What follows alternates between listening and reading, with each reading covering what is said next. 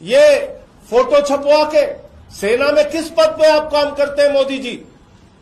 आप कर्नल हैं, ब्रिगेडियर हैं, सेना के अध्यक्ष हैं, क्या है आप? खाली मार्केटिंग करने में लग गए।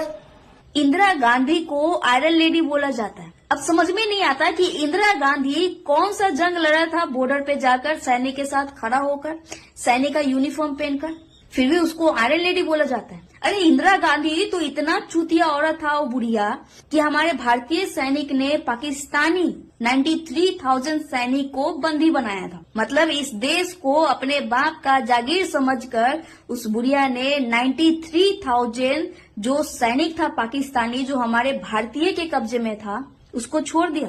हमारे भारतीय 54, ओनली 54 हमारे भारतीय सैनिक जो पाकिस्तान के कब्जे में थे, उनको भी पाकिस्तान में मरने के लिए छोड़ दिया। फिर भी आज हमारे भारत में जो नालायक लोग हैं वो इंदिरा गांधी को आयरन लेडी बोलते। अब समझ में नहीं आता कि क्या इंदिरा गांधी बॉर्डर पे खड़ा होकर पाकिस्तान से लड़ने गई थी, या फिर चाइना से लड़ने गई थी हमारे भारत के लिए, या फिर बांग्लादेश से लड़ने के लिए गई थी? अरे जीते जी तो उसने भारत के टुकड़े कर दिए।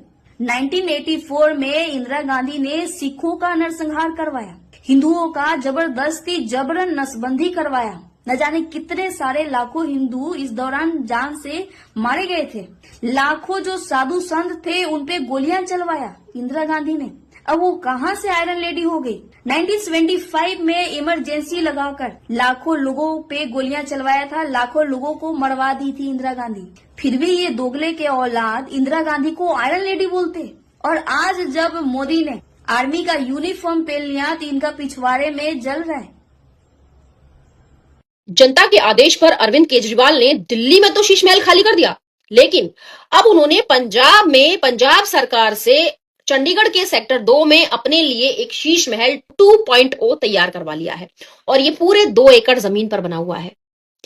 बताया जा रहा है कि इस शीश महल के अंदर जो फैसिलिटी है वो बिल्कुल 7 स्टार होटल के जैसी हैं और पंजाब सरकार ने 1 महीने में अरविंद केजरीवाल के लिए इसे तैयार किया है और अब इसमें अरविंद केजरीवाल रह रहे हैं।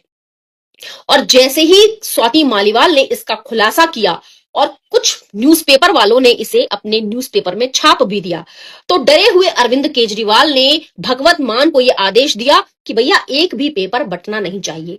और बस अरविंद केजरीवाल के आदेश पर पंजाब सरकार ने सारे न्यूज़पेपर्स को जब्त कर लिया है और एक भी न्यूज़पेपर बंटने नहीं दिया।